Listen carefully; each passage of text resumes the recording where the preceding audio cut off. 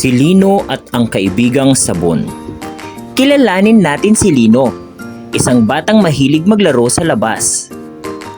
Araw-araw, tumatakbo siya sa bakuran, naglalaro ng taguan, at kahit saan, handa siyang maputikan sa buong katawan.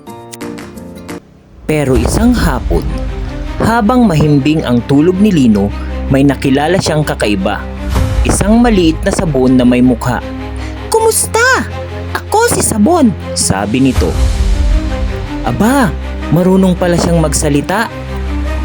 Ngunit hindi lahat ay mabango sa panaginip ni Lino, sapagkat may mga maliliit na halimaw sa balat niya. Ito ang mga dumi monster.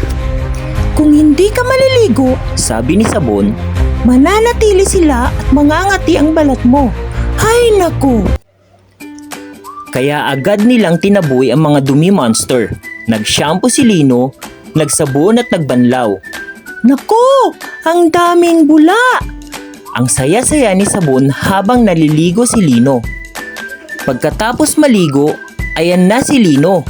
Malinis, mabango at handa na ulit maglaro. At mula noon, alam niya, kapag malinis ang katawan, mas masarap maglaro.